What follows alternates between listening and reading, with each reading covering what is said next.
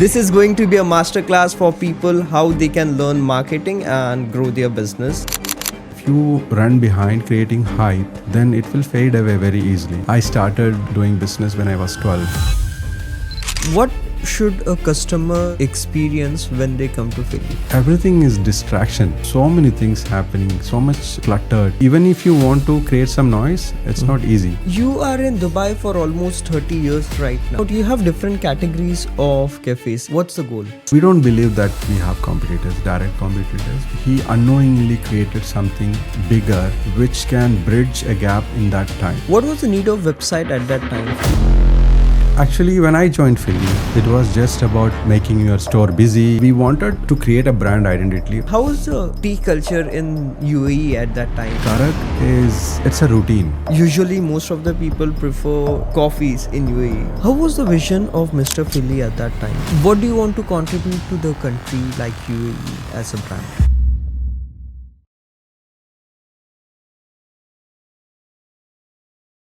What's up guys? I hope you guys are doing well and having a great time. So today we have a very special guest and we are going to have a masterclass of marketing in Dubai and how things have evolved over the time. We have Ashraf, head of marketing of Filli. Ashraf, welcome to the podcast, brother. Thank you so much, Junaid. Thank you for having me. It's a pleasure.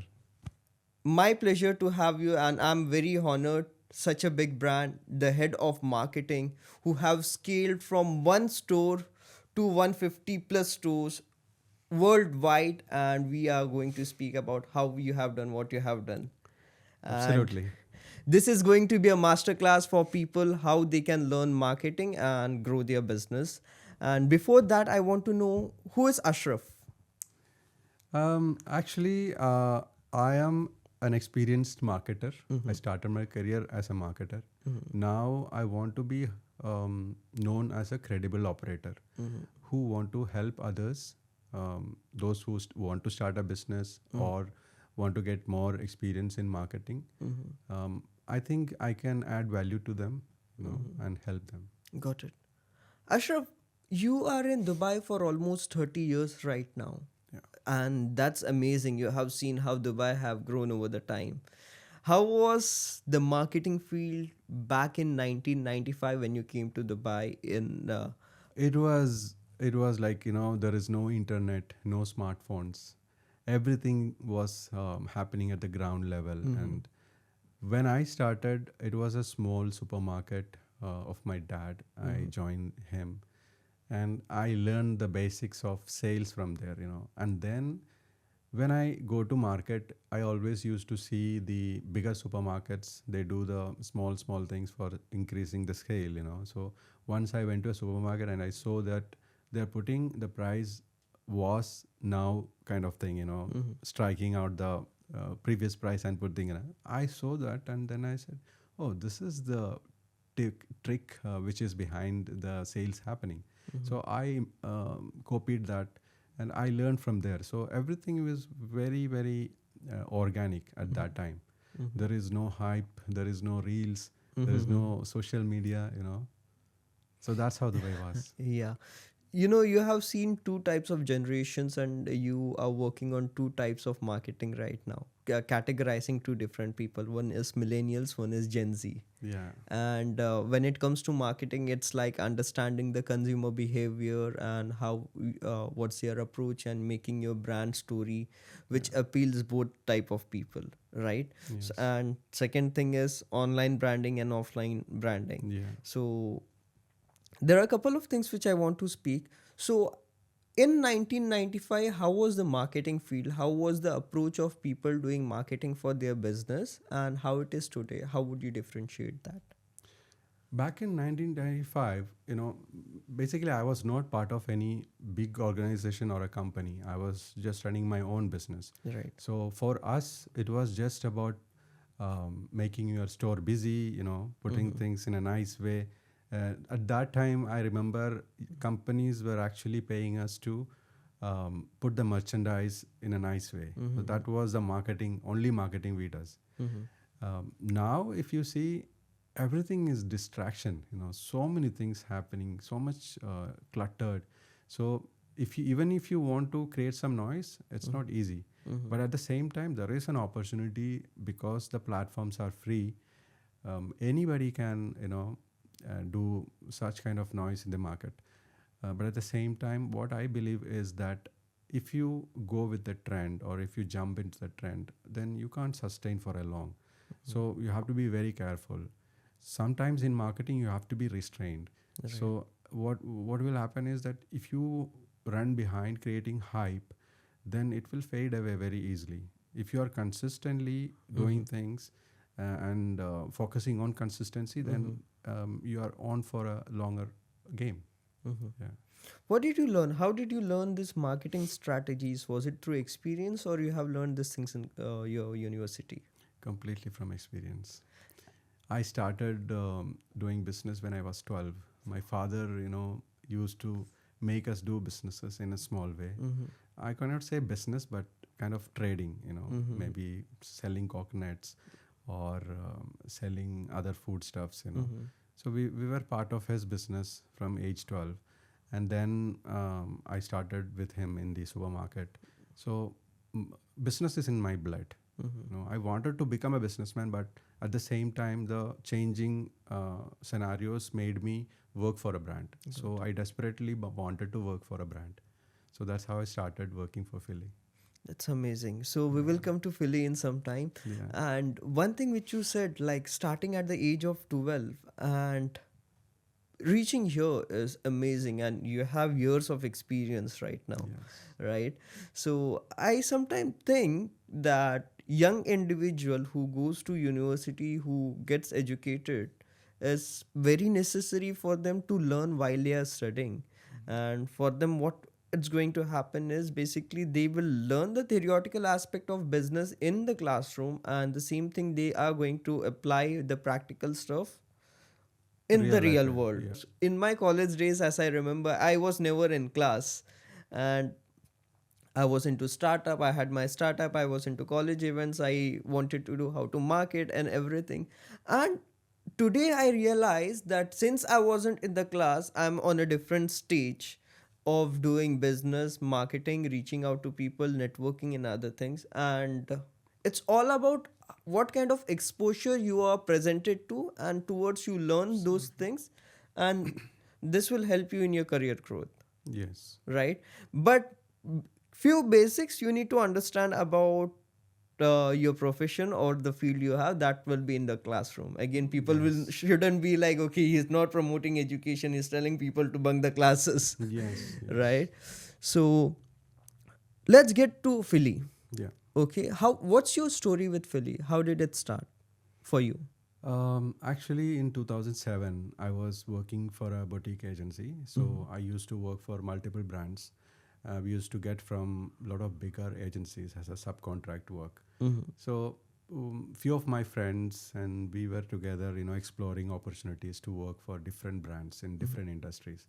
So during those conversations, once we thought like, why don't we work for a cafe brand or help someone to launch a cafe? So these things were going on, and we went to a lot of restaurants. I end up in Philly, and there I was stuck because seeing Mr. Philly and his vision, he put up everything in terms of branding and all. He decided the color orange. He put up a nice logo for the brand. So I got interested and I approached him.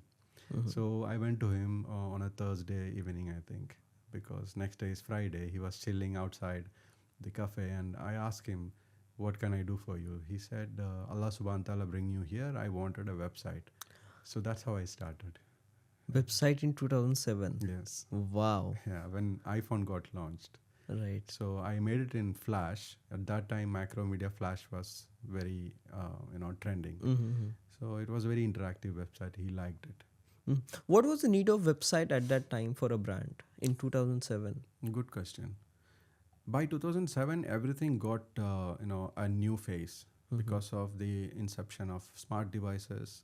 Internet is getting faster, so multimedia is in place. So interaction got started, and very dynamic content were getting launched.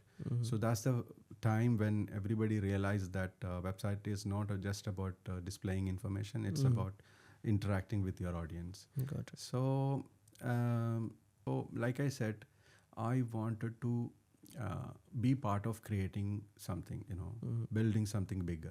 So Philly was a potential thing for me. So I started from grassroots. So setting up things for marketing was initially very important. So obviously website becomes the first thing. Yeah. I got the inspiration from Mr. Bill Gates. So once in his one of the article he said, putting up the right information at the Right place. right place is the most important thing. So that was the thing, I always wanted to have the best website for all the brands. Got it. How was the vision of Mr. Filli at that time when you met him? So was he looking for like building for what he is have built today, or he had a different vision at that time? To be very honest, he was same from day one, but in a different scale. So what happened is that he unknowingly created something bigger, which can bridge a gap in that time, because everybody was going to coffee shops to have a nice time and have a cup of coffee, but the tea house concept was not there. So he created that, and that actually created a bigger version of cafeterias to compete with coffee houses. He realized it later. Um, so he used to say that we want to open multiple stores in UAE and want to become bigger. But now the border is not there. He want to be everywhere in the Worldwide. world, and he want to serve the same cup of chai in every neighborhood in the world. So that's the difference. Got it. From day one till today, he had the same vision of growing. Yeah. And is there any time like you joined him after how long? He started in 2004. I joined 2009. Okay. And before that, he was working in Mamzar at his dad's business. Yes. Right. So for him, how was the journey? If you can tell me his personal story of him starting from dad's business, just like you have got the exposure to work in your dad's supermarket, Yeah. he have got the same exposure of working in his dad business, and he got the idea, okay, this is something which I need to take over and start something innovatively. Yeah. His case is different actually. He worked for a very short time with his dad because he wanted to take over the business from dad, and because his dad was going back to India. So I think very short time he worked for the cafeteria, and then he took over. He put up the Philly name, signage into that shop. So it's like it's his own baby rather than saying his dad business. So he created everything from scratch as a youngster. He was 24 or 23 at that time. So that's his case. Right. So it was the first store was in Mamzar. Yeah. Okay. So you have been to Mamzar store? Yes. How was that time? Like they had 20-25 plus employees at that time, Yes, and people used to go sit chill Yeah. over the beach, right? Yeah. So how was those kind of culture, if you can tell me? I accidentally actually one day reached there. Basically during a Eid a day out, we 6 friends were thinking to go out and chill, and we went to Jumeirah and all places, and then came back disappointingly. There's no place, and then we found Mamzar. Somebody told us that there's a nice chai we should have, and then we went there. It was like a different world for me. I saw. I felt like I'm somewhere in an outskirt, not in a city. It was that kind of ambience. A lot of people hanging around, and 22 people, 22 or more than that, people serving chai in a tray. So that ambience was like out of the world. Got it. Yeah. And how was the tea culture in UAE at that time? Like we know Karak, right? So, but usually most of the people prefer coffees in UAE, Yeah. right? So, but there is a specific segment people like tea and Karak. So how was that at that time? What do you have to say the local culture of Karak and tea, and how did you contribute it to this segment of the business? Yeah, good question. Coffee is always big. Mm-hmm. Everywhere in the world, it's big. Tea cannot compete with coffee. Mm-hmm. Coffee has a different place in everybody's mind. It's a Yeah, style statement for many. right. But Karak was always there. I mean, Karak is it's a routine. Mm-hmm. It's an emotion Mm-hmm. for many people, you know. And at that time, it was not an organized, setup. Mm-hmm. It was a conventional way of doing Karak. If you go to a place, you can find couple of cafeterias performing very good, very loyal customers coming there every day, you know. And um, the taste, if you take, it was actually depending on the guy who is making it. Yeah, If he is not there, then the taste is not there. exactly. That kind of thing, you know. Mm-hmm. So Karak was growing Mm-hmm. because of the traditional thing. It's part of GCC, and it's coming from India also in a way. So it's big, always big. Mm-hmm. Did you had any competitors at that time in an organized sector of tea business Now or by then? by then? Well, indirectly, every cafeteria was like, Yeah, organized business, just like organized. Philly. No, very less, very less. What about today? Today, we don't believe that we have competitors, direct competitors, because Mm-hmm. Philly itself is now synonymous with Karak, chai, or tea, whatever you call it. Mm-hmm. People ask for Philly rather than asking for tea. So we believe that no direct competition, but at the same time, we are into QSR model. So Mm-hmm. obviously, there are bigger players in the market. So we have to take care of the market share. Otherwise, it's not good for any business. So, Exactly. yeah. So in Dubai, it's all about how big you take over the market share in terms of any segment. I can't give you a right number because it won't be justified, Yeah. you know. So, but at the same time, you know, it's a small uh, country Yeah. and very niche audience, you know. Mm-hmm. So, uh, we are in the top runners, Mm-hmm. obviously, and our plans are big. Mm-hmm. We want to multiply the number of outlets in couple of years in terms of, branches What's the goal? here in UAE. Yeah. In any part of the world, we want to be the most admired tea brand. So obviously, in UAE, we want to be the number Number one. one. Got it. Okay. So I want to understand the timeline of Philly started from 2004 till 2026, right? So how have Philly changed over the time? Like it was started with Mamzar, Yeah. right? Then how did you start a couple of branch franchisee model? Do you guys work on franchisee model? Not in UAE, Not in UAE. only outside UAE. Okay, outside UAE it's franchisee model, but in Yes. UAE that's owned by a Philly Owned Group. by, yes. Got it. Okay, so how did it start from one store, and today how many stores do you have in UAE? 42. 42. Yeah. And outside remaining it's outside. Altogether, it's 140. We are, reaching. That Wow, number. that's Yeah. amazing. Okay. 1 to 42, how did this thing happen?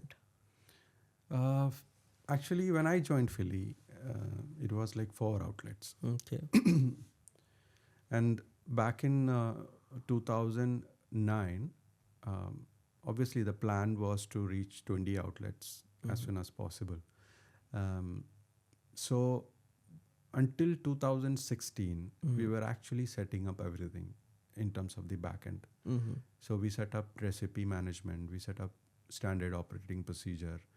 So by 2016, we were actually able to expand very aggressively. We opened more than 16 stores during that period, 16, 17, 18. Mm-hmm. That was actually the growth period from a cafeteria to a brand. Mm-hmm. And then after 2018, a lot of people came into the team. We actually put up every plan in place for franchising and operations inside UAE as well. Yeah. How big is the team of Philly today? We are almost around 30 people in the headquarters who manages and controls all the operations across the globe. Mm-hmm. Yeah, and 400 plus employees working in the front house. Got it. 42 stores, 30 in backend, and 400 across different stores, right? Yeah. That's amazing. I want to go back to the basics of marketing, which I need to understand to build a brand like Philly, starting from the ideas which we already spoke, how it was born. Mhm. I want to understand the technicalities, the logo, the name. How did you get that? The name was already given by Mr. Filli. It's Filli, Filli. Uh-huh. So it was very unique. There Uh-huh. was no question about changing or improvising it. So we wanted to create a brand identity. Obviously, when I came into the team, that was my responsibility. Mm-hmm. Uh, Even though I was not planning anything from home, Mm-hmm. I was into the business. So I spent a lot of time with Mr. Filli. Mm-hmm. I understood his vision. I was putting myself into his shoes and thinking that how we can make it bigger, Mm-hmm. and what are the things lacking in terms of technical things. Mm-hmm. We didn't plan anything according to the marketing book. Mm-hmm. We took everything from the real life, from the grassroots level, Mm-hmm. from the operations, speaking to the boys in the cafeteria, and then planning things with them. Mm-hmm. So too much technicality was not there. Mm-hmm. Big vision was there, and I personally know that what is required in terms of setting up a brand guideline, scaling into the next level. When you go to a partner, they may not understand the brand, how to speak about the brand or what is the tone and all that. We set up everything in house. That's how we started the marketing thing. Got it. Yeah. So that's the identity of Philly, Yes. which you planned.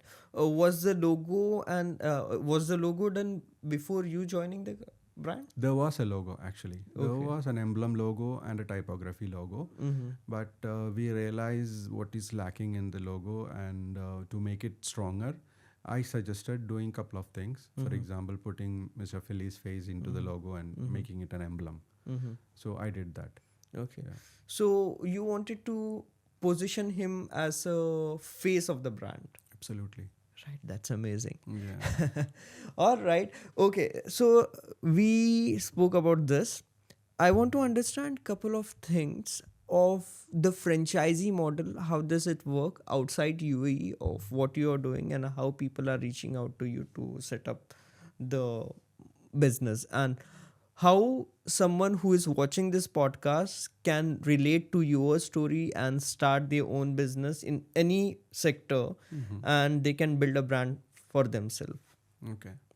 First of all, you have to have that strategy in place to make it a brand rather than just doing business. Otherwise, scaling is not that easy. So, if you want to scale it, obviously you have to make a brand, and obviously you need a story. For us, franchise business happens very organically. We don't go for seminars or events to promote franchise model. So people are coming to us because they love chai, they love Philly, and they want to take it to their country or their cities. So it's very organically happening through personal connections for us because the brand story is very strong. Mm-hmm. I can give you an example. A couple of days back, I got a message from a lady from China. Mm-hmm. I was surprised to see it, so I opened the message and I saw that she's saying, "You are opening stores everywhere in the world. Why you are not coming to China?" Mm-hmm. So I asked her, "Why China? You know about Philly? Is Philly familiar there?" So she said, "Your story is already here." Mm-hmm. So that proves that you don't need a map or a geographical thing to expand your brand. Mm-hmm. Basically, the story is already there, so it's easy for you to now open the store. Got it. Yeah. How does this stories reach out to people worldwide About Philly. about any brand in Okay. general? So basically, you have to create a habit for the people that it becomes their daily routine. Mm-hmm. So what happens is that then the story is there in their mind, Mm-hmm. then they will take it further. So word of mouth is the strongest marketing thing any brand can get, Mm-hmm. right? So if you create that, it's Mm-hmm. easy to spread the story Got it. across the border. Mm-hmm. Got it. Mm. Okay, let's speak about, you have different categories of cafes, if I'm not wrong, like We have two Filli Select categories. Yeah. and Filli, right? Yes. Yes. So can you tell me what exactly is that? Yeah. Filli Select is a brand extension actually. Mm-hmm. Why we created that? Because we found that there is a segment Mm-hmm. who are not coming to Philly Mm-hmm. because maybe they are looking for something premium, Mm-hmm. premium than Philly what is offering now. Mm-hmm. So we didn't want to lose them. Mm-hmm. So we thought like, why don't we try something which can give little more expanded menu and some premiumness in the offering. So Mm-hmm. we created that kind of concept. Got And it. And how does your pricing strategy work? Does it depends on based on the location? yeah, obviously, Okay. location will have some sort of influence, Okay. but at the same time, price doesn't matter if Mm-hmm. you are giving value Mm-hmm. proposition. Right. So that's what customers are looking at, Mm-hmm. especially post COVID. We all are very conscious about hygiene, Yeah. quality, and all. Mm-hmm. So price doesn't matter, but at the same time, there are factors which will influence the pricing. Got it. Yeah. What should a customer experience when they come to Philly? It's not just tea anymore, Mm-hmm. and it's not about taste also. It's about the experience. Mm-hmm. When you take your first sip Mm-hmm. of tea or anything as such Mm-hmm. at Philly, Mm-hmm. then immediately you know that what is coming. Mm-hmm. Your body knows that what is coming next. Mm-hmm. So that means it's not just about that sip you take, but it is the recall of those every sip you have taken at Philly and those memories come back. Mm-hmm. So that's what happens at Philly. Okay. Philly is there in the industry for almost how many years? 2004 till 2026. Yes. Yeah, around 20, 21, 21 years. 21 years. Yeah, Yeah. right. So 21 years, and it's connected with lots of young individuals out there, and people would love to visit Philly. Like, do you have any kind of stories which you would like to share to people who have experienced Philly from their childhood till date? So many stories. And Philly is built on stories. So that's why the brand is very strong. So give you an example, people have met at Philly and got married and they came back with their child, and sharing those stories with us was like, creating goosebumps. So initial days, when I go to Philly, Mhm. I observe people, who are coming. So I found that everybody who comes at Philly, they are coming um, with no plans. Mhm. It's just instinctively they decide that let's go to Philly, Mhm. and they don't select brands every day, right? Mhm. It's their daily part of their daily life Mhm. that today I have to spend some time at Philly Mhm. and create some kind of a emotional connection with whoever it is, my friend or my family or anybody. Mhm. So it's a very strong bond we have with the audience. Got it. I have similar story when I came to Dubai for the first time back in Mm-hmm. October 2024. So people used to say, if you want to connect with people, you go to events, you go to cafes and sit, and that's where you just smile, meet people. Yeah. And that was the second or third day of me going to Business Bay, Mm-hmm. Philly, Mm-hmm. and I just went there at around 5. I sat there till 9. I didn't meet anyone on the first day, but I got to know how to meet people, how to greet people, and how should be the experience of a person to be when you meet someone, and Mm-hmm. what type of people comes to what type of places. For Mm-hmm. example, I was in a event yesterday, and I was telling one of my client whom to approach and how to approach. You need to know to read the face. if the person is in rush, you don't go and say hi to them, they will eventually ignore you, Yeah. right? And same goes with cafes. If someone is speaking to someone, we don't go and interrupt. But if there is someone who is relaxing there, or maybe someone in a work mode, maybe you can go and ask about their work, what do you Mm-hmm. do? Mm-hmm. Or maybe they came with the same objective as I, like looking for opportunities to work and collaborate together. Yeah. So third day, I still remember going to Philly, a very good experience which I had, and that's the first cafe experience which I had in Dubai. Mm-hmm. Very nice. This is what we wanted to create. Right. We wanted to create not just for those who want to have good food at Philly. Mm-hmm. We want it to be a place where community can get together. Mm-hmm. Um, People can work at our cafe, Mm-hmm. and it's like a second home for many Right. people. Okay, I have a question which I got to know with one of the person saying that Philly was doing great with events once upon a time, right? So you guys used to have jamming sessions, events, meetups, and everything. Yeah. What's up with it? Why is it not happening right now? Well, things have changed in the city as well, Mm-hmm. because sometimes it creates problem for the others who are spending time at Philly, Mm-hmm. a lot of noises.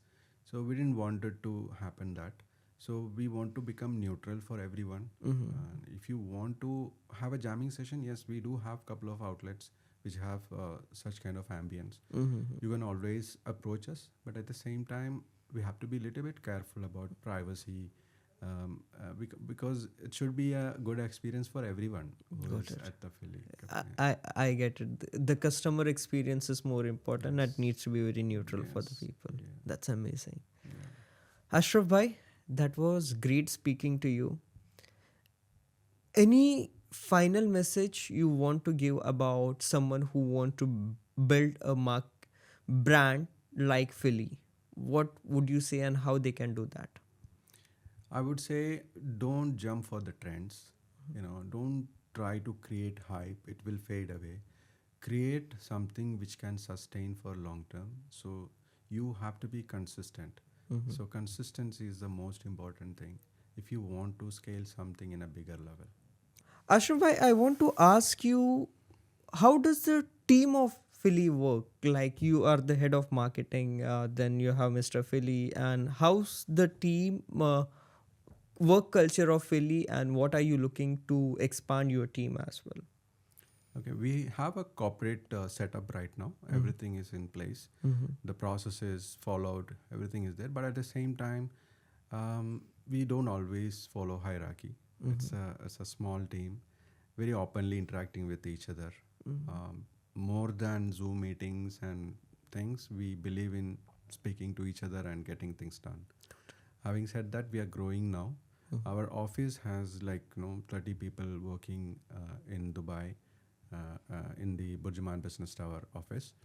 Um, we are looking to expand people, and obviously, we are now going to take a bigger step. You will very soon get this announcement through our media channels. Got it. So, obviously, there is a good opportunity. Got it. What do you want to contribute to the country like UAE as a brand? We want to be, we don't want to be, okay, let me put it in a different way. So the question is what we want to contribute into UAE's market, right? Yeah. Basically, uh, Dubai is a very dynamic city. It gets influence from different part of the world, and people are innovating and trying something new always.